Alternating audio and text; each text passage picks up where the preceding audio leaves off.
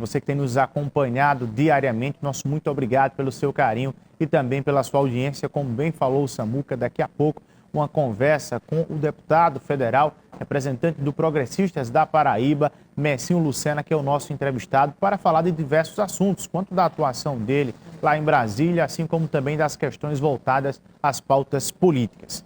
Mas a gente começa o programa falando de uma agenda agora há pouco que o Washington Luiz acompanhou do prefeito de João Pessoa, Cícero Lucena, dando início à distribuição de 42 toneladas de peixes para as famílias em situação de vulnerabilidade. Washington Luiz conta pra gente. Olá, muito boa tarde, Bruno. Boa tarde a todos do Rede Verdade. Nós estamos aqui no SECAF. Nesse exato momento, o prefeito Cícero Lucena autoriza a entrega de 40 mil quilos de peixe para as pessoas mais carentes. Prefeito, muito boa tarde. Mais uma ação e agora se torna realidade. Tem sido constante durante a sua gestão, né? Graças a Deus, Osho, nós estamos tendo a oportunidade de repetir aquilo que fizemos nos outros mandatos. É o olhar, a atenção e a compreensão e a ação em favor daqueles que mais precisam. Nós estamos vivendo o momento da Semana Santa. Quantas e quantas pessoas não gostariam de estar comemorando, comendo o seu peixe? Então, esse esforço, esse trabalho da gestão é exatamente para aqueles que não têm condição ainda de comprar, que nós estamos chegando juntos. Serão mais de 40 mil famílias que serão atendidas com esse gesto que é da Prefeitura para com essas pessoas. Tudo obedecendo dentro de um critério de padrão pelas secretarias responsáveis. Exatamente, pessoas cadastradas no banco de alimentação, pessoas de condomínios que receberam, que foram retiradas de áreas de ocupações, são pessoas de baixa renda que vão ter a oportunidade de, nessa Páscoa, poder também comer o peixe. Obrigado, prefeito. Obrigado. Então está aí, Bruno, a entrega de 40 mil quilos de pescados, de peixe para as pessoas mais carentes aqui no município de João Pessoa. Começou ontem, segue o dia de hoje e até amanhã esses peixes serão entregues a todas essas famílias cadastradas. É com você. Abraço a você trazendo essa agenda agora aqui no nosso programa, Rede Verdade. Como eu falei agora há pouco, nosso entrevistado do dia é o representante do Progressistas lá na Câmara Federal, Messinho Lucena. Deputado, boa tarde, seja bem-vindo ao nosso programa. Tudo bem contigo? Boa tarde, Bruno. Boa tarde a todos que estão nos assistindo. É sempre bom estar aqui com você para a gente poder debater assuntos relevantes a nível Brasil, a nível Paraíba, na questão política, mas também com relação ao nosso mandato. Estou à sua disposição. Nós temos diversos assuntos a falar, tanto de questões políticas como também da sua atuação. E por falar em atuação, repercutiu muito nessa semana uma iniciativa sua que é quanto à questão da distribuição pelo SUS da febre do momento, que é a questão do monjaro. Todo mundo falando desse assunto, inclusive todas as classes sociais querem ter acesso. E você tem uma ideia que é para propor via SUS. Como é que é isso? Em que pé está essa tua sugestão? Foi uma PL que eu apresentei agora em fevereiro, na volta dos trabalhos, depois de ouvir nutrólogos, depois de ouvir nutricionistas, depois de ouvir psicólogos, psiquiatras, médicos, com relação à questão da cirurgia bariátrica, que é uma cirurgia bastante invasiva, que traz riscos na vida das pessoas. Existe um custo relativo a essas cirurgias pelo SUS, que ele é muito mais elevado do que o próprio fornecimento dessa injeção, que é popularmente conhecido como monjaro, mas na verdade meu projeto é sobre o princípio ativo chamado tirzepatida. Não quer dizer que seja a injeção monjaro, mas qualquer outro medicamento. É a fórmula, né? O princípio ativo que a gente vai discutir na Câmara é exatamente para fornecer pelo SUS, para que as pessoas que não tenham condições tenham acesso a esse medicamento que vai trazer uma qualidade de vida melhor. Agora, tudo isso é acompanhado por médico, psicólogo, por psiquiatra, por educadores físicos. Na verdade, é uma melhoria na vida das pessoas. Então, fiquei muito feliz, inclusive, com a repercussão desse projeto de lei. Tenho sido procurado por diversos colegas, inclusive, para poder relatar esse projeto das comissões. Hoje se encontra na Comissão de Saúde e a gente vai fazer um trabalho exatamente para que o mais rápido possível esse projeto de lei possa ir ao plenário. Eu não tenho dúvida que meus pares irão concordar, até mesmo porque ele traz uma economicidade para o Sistema Único de Saúde e traz uma qualidade de vida melhor e um sistema menos invasivo Uma cirurgia bariátrica, além dos custos hospitalares, o custo de UTI, ela faz com que o paciente tenha muito mais riscos numa cirurgia do que o tratamento através da injeção hoje tão conhecida como Mounjaro, né? Como eu falei, é um princípio ativo que a gente quer trabalhar para que seja oferecido pelo Sistema Único de Saúde. Fazendo inclusive uma comparação, aqui em João Pessoa, nós já temos no Hospital Santa Isabel o serviço oferecido da questão da cirurgia bariátrica. Nós já mostramos aqui que tem toda uma cadeia para se chegar a fazer a cirurgia, tem antes fazer todo um processo de tratamento, tem a questão relacionada ao pós-operatório, depois da cirurgia. Esse custo já foi comparado, o senhor tem feito, através de estudos, um custo dessa comparação para João Pessoa, por exemplo? Hoje o Mounjaro, no Brasil, ele custa na faixa de R$ 4.500 a R$ 5.000. A caneta. A caneta, durante um tratamento que dura aí 2, 3 meses. Mas com certeza já está sendo barateado. Se você for, por exemplo, na Inglaterra hoje, essa injeção custa na faixa de R$ 1.000 a R$ 1.500. E eu acredito que nós conseguiremos baratear esse custo pelo volume de compra do SUS, bem como também a possibilidade de quebra de patentes. Em 2026 se vence a patente, por exemplo, da Ozempic, que é outra injeção também que utiliza desse princípio. Então a gente vai discutir nas comissões a possibilidade de quebra de patentes, de barateamento desse custo, instalações de fábricas aqui no Brasil, para que a gente possa trazer uma real economia para o Sistema Único de Saúde e de uma forma menos invasiva. Se você pegar hoje uma cirurgia bariátrica, ela custa na faixa de 20, 25, 30 mil reais no Sistema Único de Saúde. Além dos riscos, né?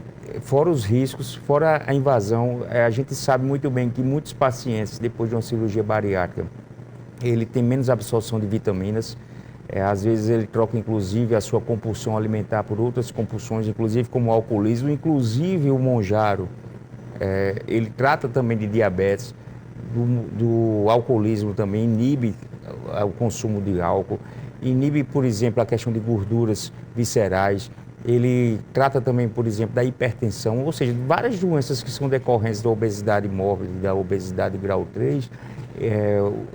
Esse medicamento ele pode auxiliar de uma forma ágil, rápida, aumentar a autoestima do paciente, para que possa ter uma vida mais saudável, de práticas de exercícios físicos, e que a gente possa ter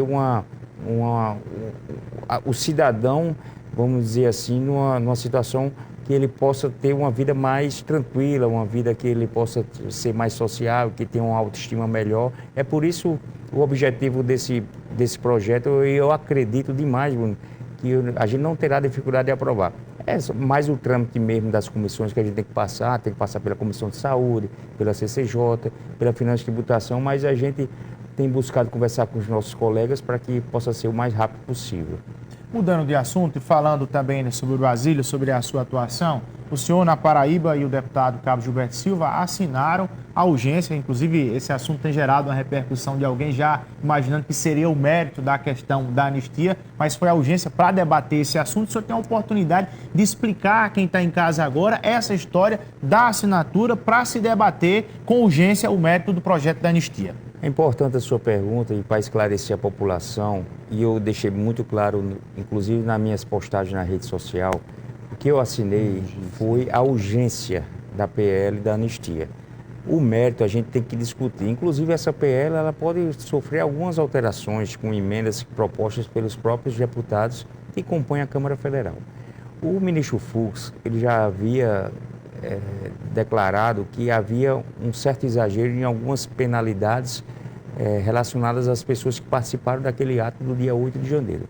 Eu deixei claro, e continuo deixando claro, que aqueles que, de alguma forma, financiaram, ou que foram mentores, ou que, de repente, atentaram contra a democracia, que eles sejam punidos exemplarmente. Eu não sou 100% a favor da anistia, mas eu também não sou a favor daquelas pessoas que estiveram lá naquele momento, às vezes até por um simples protesto, que chegaram em Brasília naquele dia 8 de janeiro, naquele mesmo dia, ou que nem adentraram a Praça dos Três Poderes, sejam punidos como golpistas ou como pessoas que atentaram contra a democracia. Então essa dosimetria ela tem que ser revista pelo Supremo ou até mesmo pelo Congresso, que a gente possa fazer uma PL de uma forma que a gente possa tentar colocar panos quentes e acabar com essa discussão para que a gente possa avançar em outras pautas muito mais importantes, que são as pautas econômicas que o Brasil precisa.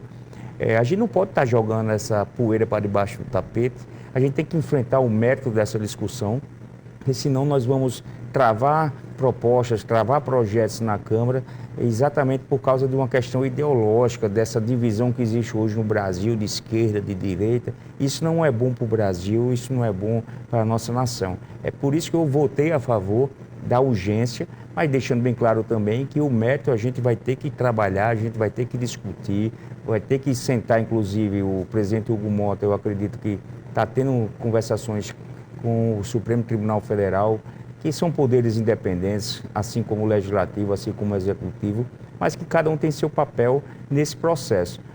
A gente não pode atropelar os processos jurídicos necessários para poder penalizar alguém, mas ao mesmo tempo a gente tem que estar buscando sempre o diálogo e o consenso e a convergência num tema tão polêmico, né, e que tanto afeta a vida de hoje do povo brasileiro.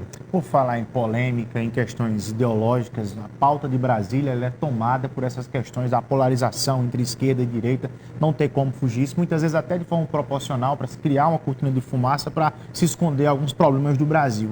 Mas em meio a isso, até nós que somos da imprensa temos dificuldade de compreender de que lado o senhor está no meio desse bombardeio, o seu perfil ideológico, como é que o senhor tem se comportado em meio a esse bombardeio de esquerda e direita? Qual tem sido a tua saída lá em Brasília para conviver com isso? E como é que o senhor avalia essa questão desses excessos que acontecem nos dois lados? A história política da minha família, do prefeito Cícero, nós sempre fomos pessoas de convergência, de diálogo. Hoje o partido que eu faço parte, Progressista, é um partido que nos deixa muito à vontade de nós tomarmos qualquer posicionamento em termos de votações com relação ao governo. Quando a pauta ela é econômica, que ela é a favor do Brasil, com certeza nós estaremos a favor. Quando for algo que a gente considere, por exemplo, aumento de tributos ou outras pautas que o governo coloque para que a gente não concorde, eu votarei contra. A gente tem total liberdade. Dentro do meu partido, o Progressista, o presidente Ciro nos deixa muito à vontade nesse sentido. O partido é um partido de centro. É um partido que hoje o pessoal muitas vezes fala que o Centrão, de uma forma pejorativa, como se quisesse denegrir um partido como Progressista, como União Brasil, como o próprio Republicanos, quando apelida ou fala de Centrão, é como uma forma pejorativa. Mas, na verdade, é o centro hoje que consegue ainda controlar o equilíbrio das forças e das votações no Congresso. As votações, inclusive, importantes, como reforma tributária, como arcabouço fiscal, são votações que foram importantes para que a gente pudesse retomar o crescimento do Brasil. O Brasil cresceu ano passado 3,3% do PIB, então eu acredito que grande parte disso foi o esforço do Centrão. Se a gente ficar nessa discussão da eleição de 2022, da direita ou da esquerda, o Brasil não avança. Então, eu não sou nem direita nem esquerda, eu sou pró-Paraíba, eu sou pró-Brasil. As pautas que eu acreditar que sejam importantes para o desenvolvimento, para a geração de emprego, para a geração de renda, geração de oportunidade, desburocratização, né, da máquina pública, reforma administrativa, que é um tema que a gente tem que discutir, nós estaremos sempre buscando esse consenso. Mas, obviamente, que por ser um ano, inclusive, pré-eleitoral, as pautas ideológicas elas começam a ficar mais efervescentes, elas começam a ser mais discutidas na Câmara. Mas a gente tem uma situação, por exemplo, que foi entregue na semana passada, a PEC da segurança.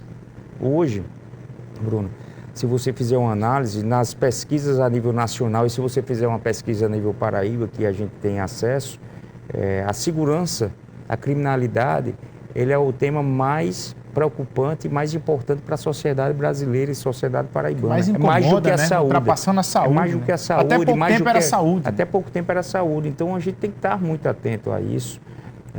Recebemos a PEC da segurança semana passada do ministro Lewandowski. O presidente Hugo Mota, né, fez aquele gesto, recebeu. E vamos debater. Vamos conversar com as guardas metropolitanas, com a Polícia Civil, com a Polícia Militar, com as Forças Armadas, para a gente buscar uma solução que a gente possa enfrentar essa criminalidade que é crescente. e que aflige demais as famílias brasileiras.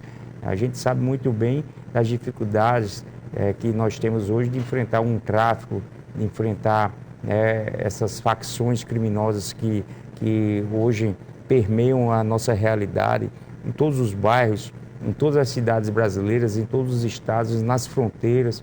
Hoje o tráfico de drogas não comanda apenas o fornecimento da droga, mas até a produção, a distribuição, não só no Brasil, mas também a nível mundial. Então a gente tem que ter essa coragem de enfrentar esse tipo de problema e não ficar fingindo que o problema não está do nosso lado. O problema está do nosso lado, porque aqui diversas famílias têm um viciado em droga, tem alguém que pode ter utilizado substâncias ilegais, tem gente que está acabando a sua família por causa das drogas, assassinatos crescentes, enfim.